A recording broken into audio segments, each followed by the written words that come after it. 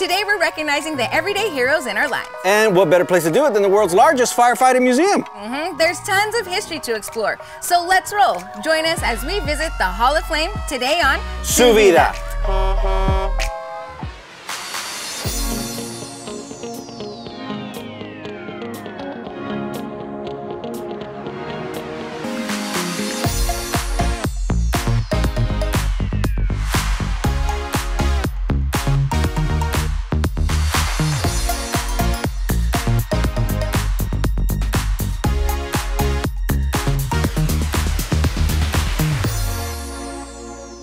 Hey everybody, welcome to Vida. I'm JR Cardenas. And I'm Vanessa Ramirez. You know, JR, we get to visit a lot of cool places, but I think the Hall of Fame is on the top of my list. Check this place out. 35,000 feet of exhibit space telling the story of firefighting from its earliest days. Beginning with simple rigs like this. Vanessa, this is from 1725. This was built 7 years before my uncle, George Washington, was even born. Your tío? Yep. If you pump this with the right people, you can pump up to 60 gallons per minute to put out a fire. That's a good workout. Yeah, now right behind you, let me tell you a little bit about that beauty. Now this one here was built in 1844. 25 firefighters per side were able to pump up to 250 gallons per minute. Now that's a lot of firepower. JR, that's a lot of cool information. Okay, so you can see over 130 wheeled pieces here at the Hall of Fame. But that's just the beginning of the story. It's about the people too. The men and women who run in when everybody else is running away. Those are our everyday heroes. Someone who can offer somebody else a second chance, like Luis Raigosa. He understands that. He found a lifeline at Chicanos por la Causa. I had just finished my freshman year in high school.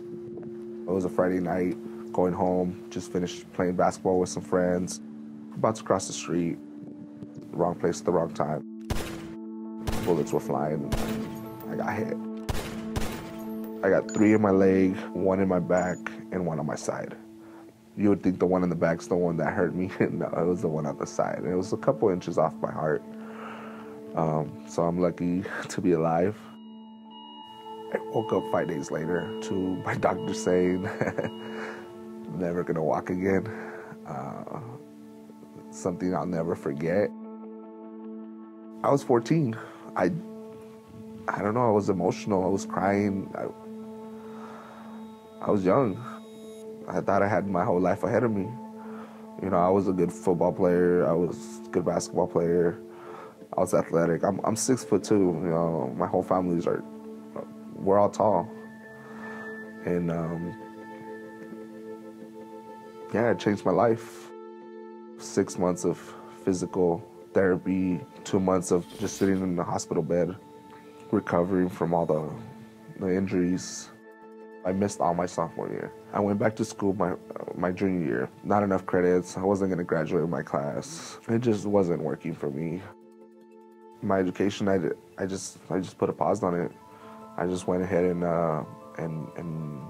focused myself on working, and never thought about going back to school at that time. I was working with this organization for about 10 years. I went in for a promotion. I applied for it, and I went through the interview process, and when they asked me for my high school diploma or my GED, I didn't have it at the time. So they let me go because I didn't have my high school diploma or my GED. It was hard because I'm a family man. I have my wife, I have my daughter. I had to provide for them. Instead of putting myself in a pity mood or anything, I decided to go back to school. So I came upon CPLC. I saw the GED sign. I said, GED classes. I was like, oh, okay. And I called. Next week I came in for orientation. It was God sent. You know, it was ready there for me. As soon as I came to CPLC, I felt like home. I felt like I belonged. I was in those books, studying my math, algebra, geometry, you name it, learning how to write essays. And my instructor here was amazing. And I got my GED in 2 months. I heard there was a position opening up here at CPLC, and I applied, and it has opened up many doors for me. Got promoted here, so it's a life-changing. After your GED, you will see many doors open. I have a beautiful wife, I have a beautiful daughter. My daughter just made the basketball team, so we're all excited. Got my keys for my first house, became a first-time home buyer. So happy about it. And if it wasn't for Chicanos por la Causa and the community center here, I don't think I would be in this position. It's an amazing organization. We help everybody that's in need, either adult education, coming to get their GED, or learning how to use the basic computer skills. My chair has not defined me to just one thing. If you keep your head down, you're never gonna see what's in front of you. And at the same time, I had my head down, but as soon as I picked it up, CPLC was there.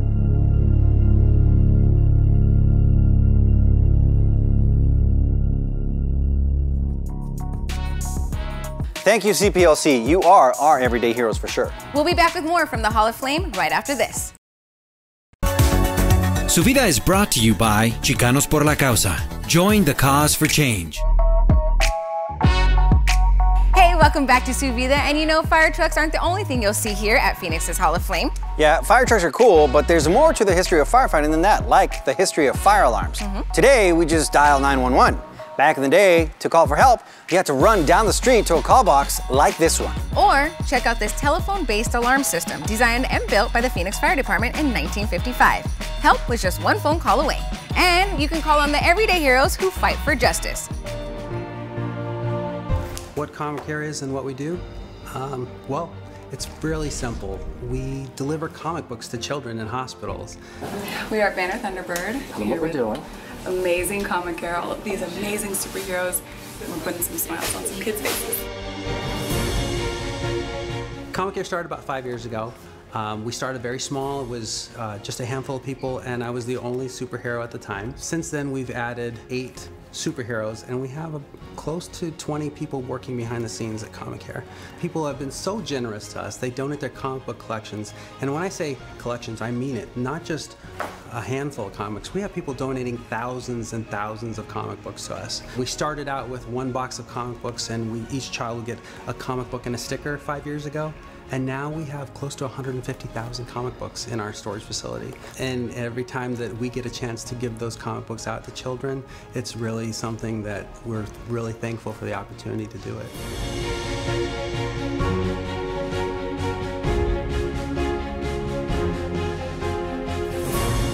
When we walk into a room and a child looks up at you and just lights up, there's nothing better than that. I mean, it feels like, I guess that's what it would feel like to actually be the character.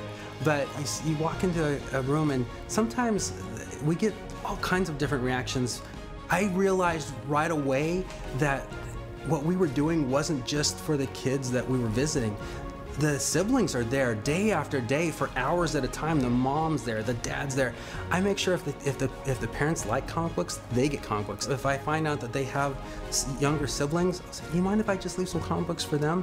And we'll leave comic books for them. Not only do we get great reactions from the children and the families, but when we walk in, the staff here is just amazing. It's so fun that they come up and like, some of them will come up and real little casual, like, hey, can I get a picture with you? It's for my kid.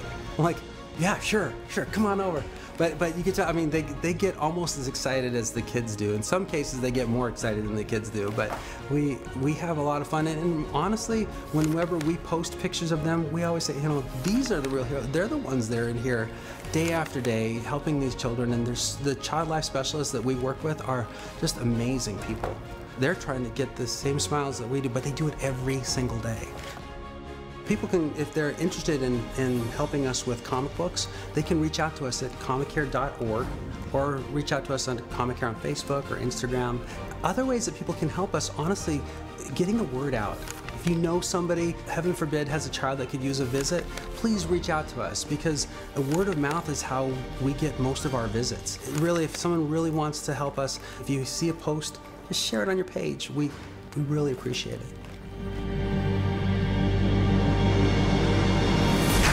Everybody should have a fire extinguisher at home and know how to use it. Yeah, and here at the Hall of Flame, you can explore the history of fire extinguishers, and they have over 400 varieties. That's a lot. Yes, the Hall of Flame is the largest museum in the world dedicated to firefighting, and it's well worth the visit. And San Diego is home to another unique museum that is dedicated to a different kind of hero. He jumped over 170 times, which I think people would not realize he actually did that many shows. And he crashed 19 times.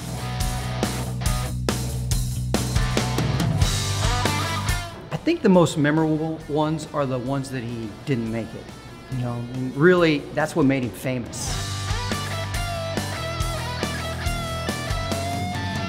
He was the first to jump motorcycles in the way that he did, and he inspired a whole generation of people.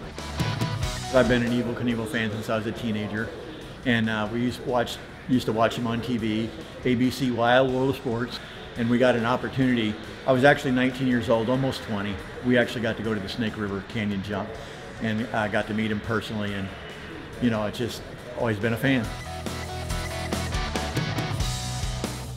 I think when people in their 40s, 50s, and 60s now, they look back in their childhoods and they can see people were inspired by Evel Knievel and some of the things that they do. I know I was, and I know even in business now, some of my inspiration came from Evel Knievel, and you know, putting this museum in was kind of a daredevil move in a lot of ways.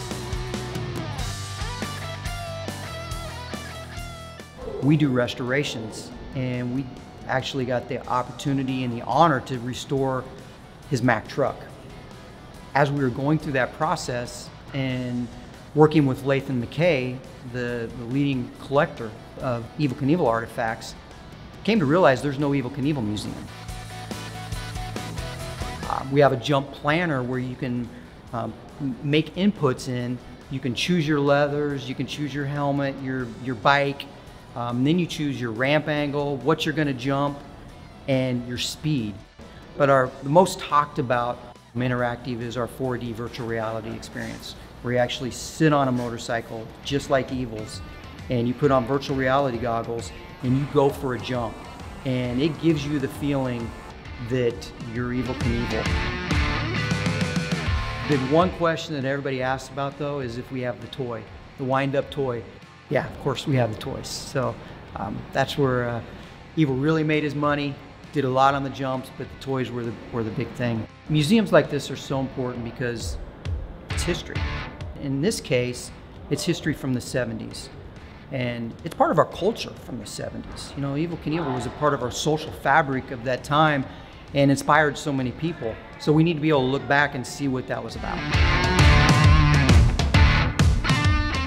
We remember some very special Arizona heroes when Vida returns.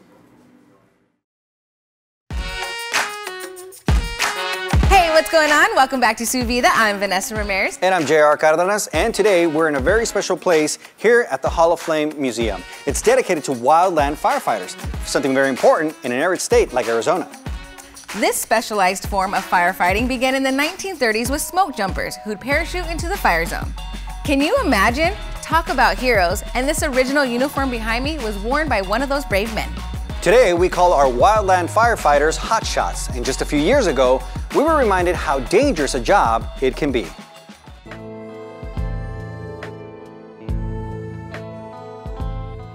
Well, hotshots are known as hand crews. They actually physically go out on a fire, create fire lines, backfires, and fight the fire that way, remove the fuel, thus prevent spreading of the fire. So they are actually out there working with hand tools. They were firemen and trained to do the job, but also too, it was more like a big family. They helped each other with their problems, and then they also went out in the community when they had an opportunity to help people that they came in contact with. The Yarnell Hill fire started as a lightning strike, and a couple of days after the fire grew as a storm moved in, high winds, and a number of crews were called out to fight the fire, and Granny Mountain was one of them. As they were coming down the mountain, there was a 180-degree shift in the wind, and they were trapped and couldn't make it to the safe zone. A lot of times after a tragedy, people will leave hundreds and thousands of items around. In this case, it was a chain link fence around the parking lot of Station 7. Well, out of the over 8,000 items left, you name it, it's here. Artwork, of course, t-shirts, teddy bears, religious candles.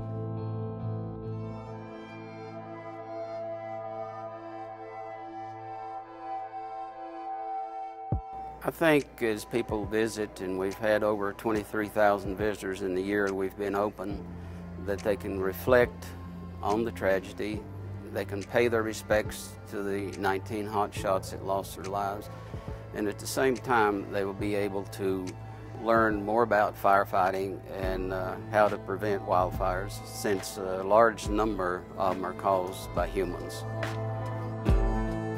This is put into existence here to inform people about the guys and who they were and their families.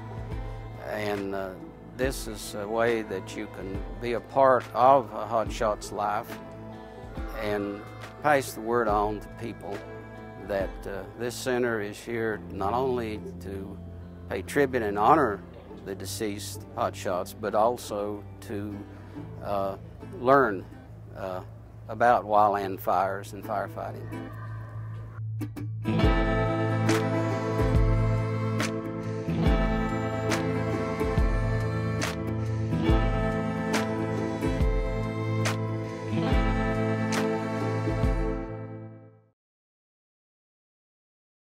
Another very special place here at the museum is the National Firefighting Hall of Heroes, dedicated to firefighting professionals recognized for acts of bravery and those who gave all trying to save lives. These are the everyday heroes who deserve to be remembered. Never forget.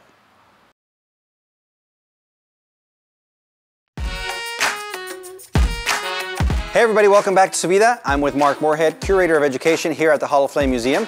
Mark, very fun place to visit, very big museum. What are some of the takeaways you want your visitors to have? Well, JR, I hope that people recognize, of course, the courage and the bravery and the sacrifice that has often been asked of firefighters throughout history. But I also would like people to recognize the ingenuity, the kind of the human ingenuity. This whole place to me is a very moving testament to innovation and building on one idea, building on another, and one invention building on another over the many centuries that people have had to fight fire. So one of the best ways to honor firefighters is not put them in danger. Can we learn about that here at the Safety House? You most definitely can. Right over here at our Safety House, we have a lot of fire safety programs. We partner with the Arizona Burn Foundation on a program called Milo and Moxie. And Milo and Moxie are a little corgi and a little hummingbird, and they have adventures and learn about fire safety together. Very nice. Now, how can we support this amazing museum? Well, you can come visit it. We appreciate that. You can get yourself a membership. If you have kids, bring them in. You know, you get a membership, you bring them in anytime they need to climb on a fire truck and blow off some steam. And if you visit the museum and you like what you see, we want you to tell your friends and family. It's just basically as simple as that. And when they come to town to visit Phoenix, you bring them here and tour the place. They'll love it. We think we're a too well-hidden gem. Who do you think would have made a better firefighter, Vanessa or myself? Vanessa, no question. No, I'm sorry, clearly I've earned a lifelong enemy. Yeah. This interview's over. Hey, Mark is right, I would be the better firefighter. You know, bravery comes in all shapes. It could be running into a fiery building, but it could also be as simple as standing up for what you believe and helping others do the same. En una ocasión me tocó estar en una reunión familiar en la que de repente escuché que estaban hablando sobre alguien que había salido del closet y empecé a escuchar cosas que realmente no son verdad, son cosas que por mitos o por creencias la traemos arraigadas. Y de repente creo que en esa situación surgió la necesidad de poderles transmitir a las personas que no hablan inglés el por qué es importante que nosotros sepamos ¿qué es LGBT? Por eso surge Plumaje, surge para dar esa información que nos hace falta a nosotros como sociedad, que necesitamos para poder ser mejores, para poder entender a las personas que están a nuestro alrededor y entendernos a nosotros mismos. Plumaje es una organización sin fines de lucro que funciona como un medio de comunicación para llevar un mensaje sobre la comunidad LGBT hacia cualquier persona. Es importante que las organizaciones puedan difundir esta información en español.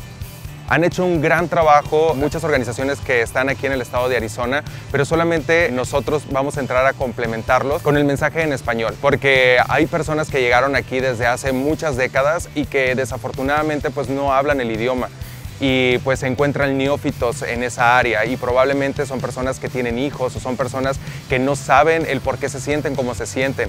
La identidad de género es algo súper importante que conozcan y que se reconozca. Por eso es importante Plumaje, y Plumaje nace con esa necesidad de poderles transmitir información real y veredicta. Podemos entrar nosotros a páginas web, podemos entrar a Google y de repente podemos poner algo y la información pues muchas de las veces no es la correcta, no es la verdadera información y eso crea pues a una bola de nieve que va desinformando. Y si yo tengo un hijo y no entiendo a mi hijo, ¿qué es lo que pasa? Ya no hay comunicación y entre menos comunicación existe, pues las relaciones se van fracturando. Por eso es súper importante Plumaje, para llevar un mensaje verdadero, veraz, con información concreta y que nos haga crecer como sociedad. Nosotros como Plumaje estamos enfocados a llevar un mensaje positivo, un mensaje de inclusión, un mensaje en el cual la sociedad nos veamos como tales. Nos veamos en las que merecemos tener los mismos derechos y nos veamos siendo pues más empáticos con las personas con las que convivimos, con las que trabajamos. Por eso es súper importante que las personas puedan ingresar a nuestra página y se puedan estar informando y puedan ver el gran trabajo que estamos realizando, todo el equipo de Plumaje y además pueden colaborar con nosotros. De cualquier manera en la que puedan y quieran, solamente es ingresar a nuestra página web y poder ver de la forma en la que pueden estarse incluyendo. Te invitamos para que te sumes a nuestra gran organización y lo puedes hacer a través de nuestra página web y también a través de nuestras plataformas digitales. We've really enjoyed our visit here at the Hall of Flame today. Several years ago, I had the opportunity to be a fireman for a day at a media event sponsored by the Phoenix Fire Department. It was incredibly difficult. The heat, the physical challenge of wearing 70 pounds of gear, it was a humbling experience and one that really drove home for me what a real hero is. Not movie stars and not athletes. They're the men and women who put their lives on the line every day and deserve our respect and admiration. Yes, that's right, JR.